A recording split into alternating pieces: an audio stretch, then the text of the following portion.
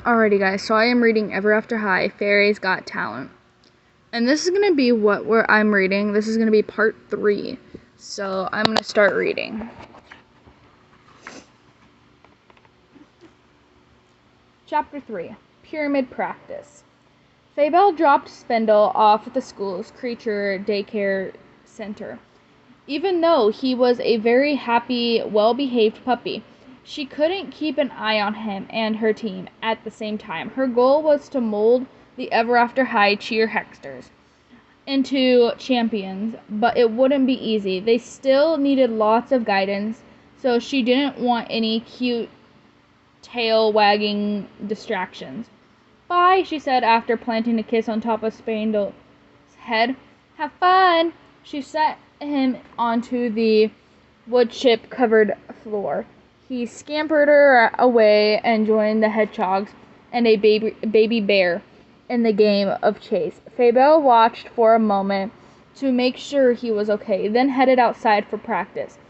She timed her arrival so that she would swoop in exactly 5 minutes late. It was important to make a grand entrance, but it was also important they waited for her and not the other way around. She flew towards the field, the tips of her sneakers shimmy the grass. Then she landed next to a pile of pom-poms. "Listen up," she said to the group of 6 fairies. 6 fairies had joined the cheer hexing squad after Fabel became captain. Oh my gosh, why did I say that? Captain.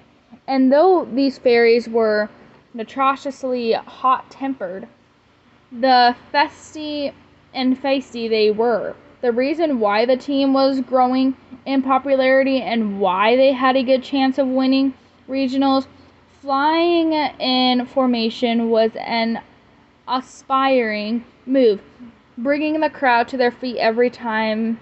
If Fabel had her way, the cheer hexing squad would consist exclusively of fairies, so that all cheers could be conducted in mid-air. But unfortunately, there were 3 wingless members on the team, which meant they had to do land-based cheers as well. Too bad. The fairies flew into a frenzy as Fabel approached. Fabel, she's the one. She's the one who making cheer hexing fun. Get out of my way. I saw her first. Quit pushing. You quit pushing.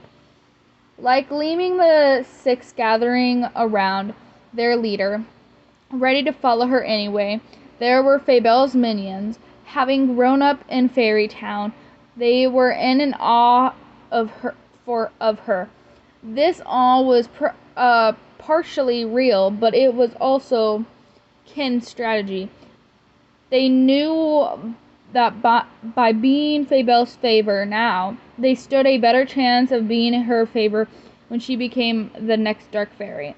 As a Dark Fairy's friends, they would become part of the Fairy Island. "Fabel, you look glam. Adore your nail polish." "I adore her nail polish more." "You're just saying that because she likes me better." "You want me to spell it out for you? I'm her favorite." When tempers flared, and they often did among these 6, the hailstorm, the spells could erupt, resulting in tails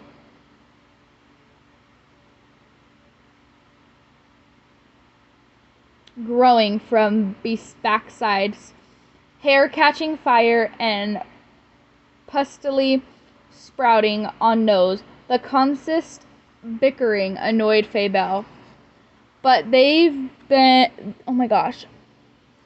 But having them fight for her attention was also satisfying.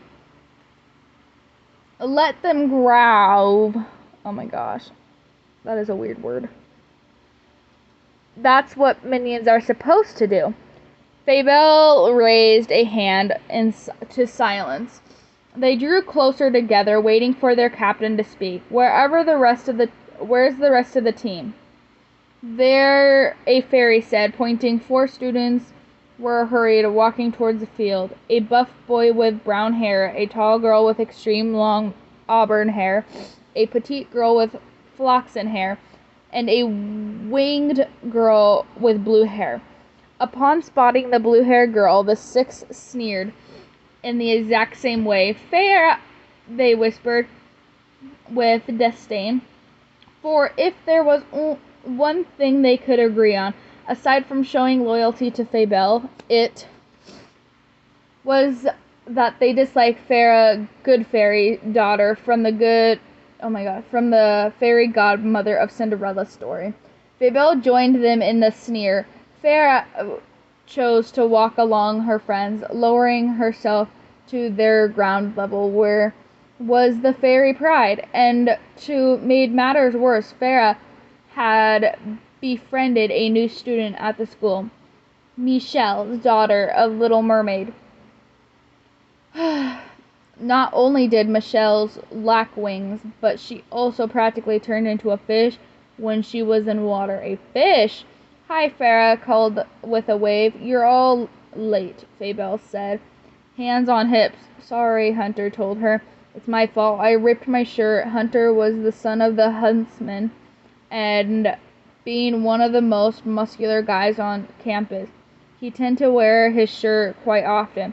But Farah fixed it. He pointed to his biceps. The shirt had been mended with shine blue thread. "I didn't use magic," Farah said with a smile. "I just used real thread. It is a permanent fix. It won't change back at midnight." "You're so talented," Nina Thumbell, the flaxen-haired girl, told her. Fabel rolled her eyes. "Fairy godmothers did one thing, and one thing only. They make dreams come true," as Farah liked to say, which was totally lame. They couldn't conquer black magic or cast evil spells. They could only make things look better, like turning a ratty dress into a ball gown, or transforming a pumpkin into a carriage. It was a superficial magic and nothing, in Fabel's opinion, to boast about. It only lasted until the last stroke of midnight. What a joke. "Okay, listen up," Fabel said, clapping her hands to get everyone's attention. "It's time to get started. We only have 4 weeks until regionals, so I expect everyone to be here on time, ready to work. Today we're going to learn a new pyramid formation. We're going to do an inverted pyramid." "Inverted? But I thought Headmaster Grimm didn't want us doing any kind of pyramid," Holly O'Hare pointed out. Form one look in the obvious that Holly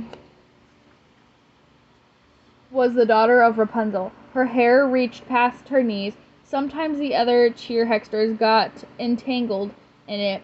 "Pyramids can be dangerous." "You're scared," one of the 6 fairies said. "You're afraid of heights." "Can you blame me?" Holly said. "My destiny is to be locked in a tower. Heights aren't exactly my favorite thing." "You know, I also remember the headmaster saying we shouldn't do pyramids," Nina said, the daughter of Thumbelina. Nina was a good head shorter than everyone else. As the smallest member of the team, she was the most afraid of being crushed. Thumbelina glowered. She didn't like being questioned. And it was true that the last inverted pyramid they attempted had been a royal fairy fail. She had overestimated Hunter's strength. He simply got distracted with his girlfriend, Ashlyn. Ella walked by, and he ended up at the bottom of the heap. Cheerhexters. There's been bruises, sprains, and scraped knees and elbows, and 6 angry fairies tossing spells at one another. The headmaster had been walking past at the time, and he'd been concerned about having to explain injuries to their parents. "Keep it safe," he told them. Fabel tapped her foot, the way they annoyed cat taps and tails. Headmaster Grimm was always getting in the way with his rules. "I haven't received written notice that the inverted pyramid is forbidden. Have any of you?" Holly shrugged. "No, but then the decision is mine. As your captain, I say we try again. If we're going to win regionals, We have to master the inverted pyramid. She raised an eyebrow, daring them to question her decision. No one said a thing. Fabel smiled with satisfaction. Hexexcent. Oh my gosh. Hexlescent. Then let's get started. She flapped her wings and was about to lead into another field when a voice called out, "Hi, everyone." "What now?" Fabel grumbled. She turned to find Justin Dancer hurried towards them, clipboard in hand. Justin was the daughter of the 12th dancing princess. Oh my god. Justine had long dancer legs and wavy black hair. Fabel winced as Justin's crown caught the blinding ray of light. The wingless world had so many queens and kings, princes and princesses. It seemed as if half the population of Ever After High were royalty, destined for thrones, but in the fairy world, there was only one who ruled, only one who commanded the fealty of all fairies. "Hey, can I talk to you?" Justin asked. "We're in the middle of practice," Fabel said, sniffling. She hovered a few feet in the air. "I just wanted to give you one of these." Justin pulled a flyer from her clipboard. "I wrote a play for a theater club. I'm going to direct the choreography." "Writer, director, choreography?" Hunter asked. "Wow, that's impressive." "Congrats," Fabel said. Justin blushed. "Thanks." Fabel landed in the grass, then stood face to face with Justin. "Did you run all this way over here for some sort of purpose, or did you just want to tell us how amazing you are?" The six fairies snickered. Justin stepped back. She swallowed nervously. She knew, as did everyone in the fairy world, that it was never a good idea to annoy a fairy. "I came out here because I'm holding auditions. You don't have to be a member of the theater club. We'd love some new talent." Fabel read the poster. "Once upon a spell, an original fairy tale written and directed by and choreographed by Justin Dancer, produced by Ever After High Theater Club. Open auditions Saturday at noon in the Charmatorium. Sign-up sheet posted in the Charmatorium door." "Auditions?" Fabel folded her arms. "Are you joking? My cheer hexters are athletes, not actors. Besides, they're way too busy to be in a play." "I'm not one of the six fairies," said. Fabel shot her look as I said, "They're way too busy." "What about you?" Justin said. "Me?" Fabel smoothed her shirt. "My schedule is wicked packed. I have a full course loaded with general villainy, history of evil spells, magology, and home economics. I'm a royal debate team. I'm president of the villain club, and I'm captain of this team. I'm up to wingtips activities." "Yeah, up to her wingtips." "You tell her, Fabel." Fabel, she's the one. She's up to wingtips, and that's no fun." Even if she had a gap in her schedule, Fabel thought acting was a ridiculous waste of time. Why bother? Actors didn't end up leading kingdoms. How could being in a stupid play possibly help her future evil career? But Farah, Hunter, Holly, and Nina had gathered around the flyers. "I've never acted in a play," Farah said, "but I'd love to work on costumes. I can turn rags into silk, the plastic beads into pearls. I'm pretty handy that way. And if you want the costumes at the past midnight, I also know how to sew by hand." She pointed to Hunter's shirt. "That sounds great, actually. I was hoping you'd audition," Justine told her. "You see, I needed someone who can fly for real." "Why for real?" Hunter asked. "Can't one of your actors just put on a pair of wings and look like a fairy?" A collective snort across the Fabel and her six fairies. "Dream on," Fabel said. "I don't care if your actor has won a Golden Goblin Award. Fake wings will not make a human look like a real fairy. After all, we're made of magic." She and her fairies smiled wickedly, releasing little poofs of fairy dust. from their fingertips like miniature fireworks. Holly and Hunter sneezed. Nina wiped fairy dust from her eyes. Justine blocked the dust from her with her clipboard. Under normal circumstance, anyone could audition for a fairy role, Justine explained. But Headmaster Grimm said I can't use ropes to mimic flying. The fairy dust settled. She lowered the clipboard. I guess they did a play called Escape of the Golden Goose a few years ago, and the lead got tangled up in the ropes, flew into the audience, and fell right on top of the professor, Rumpelstiltskin. She cringed. So I either...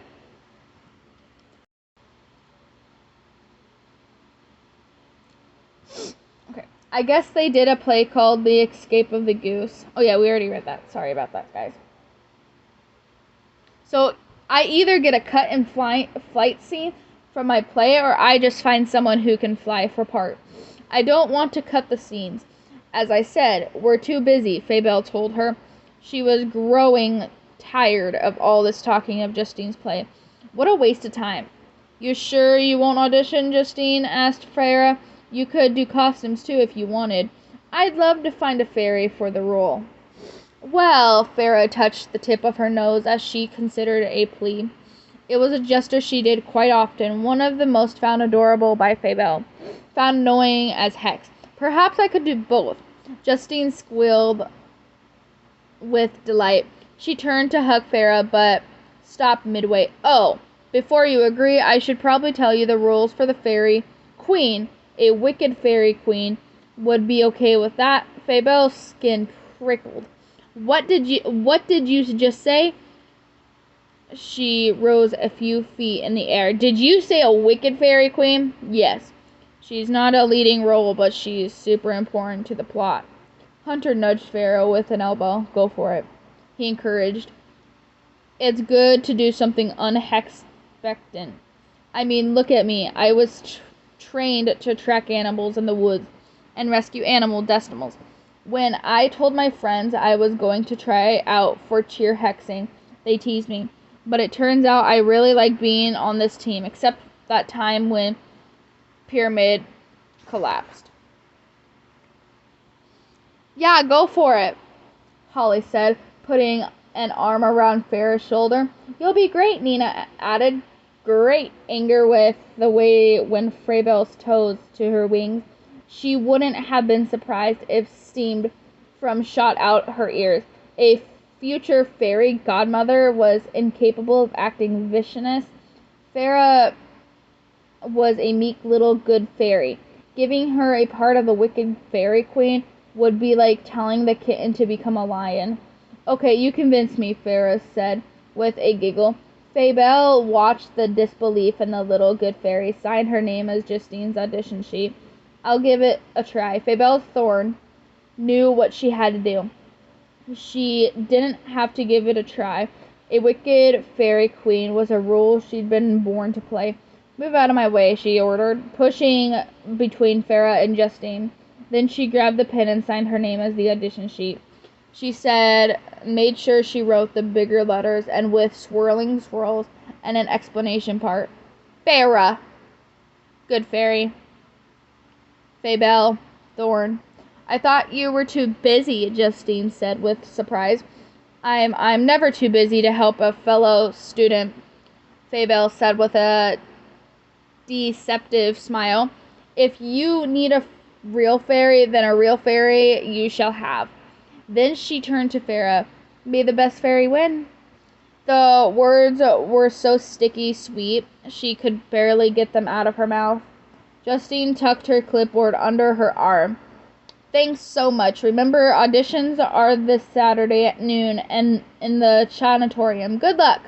Or shall we say in the theaters, break a leg. And off she went. Yes, break a leg, Faybelle said to Farah. The six fairies snickered. Or a wing. Yeah, break a wing. Hee hee ha ha ha. Faybelle knew that landed this role was a chance of lifetime. Playing a wicked fairy queen in front of the entire Ever After High community would send a very clear message. Faybelle Thorne was a real deal, no doubt about it. The only deal, come on, team, she said. Let's go kick some crown. The six fairies chanted and they followed. Stomp, stomp, stomp, stomp your feet, ever after clap. Can't be beat. And that is the end of chapter 3, part 3.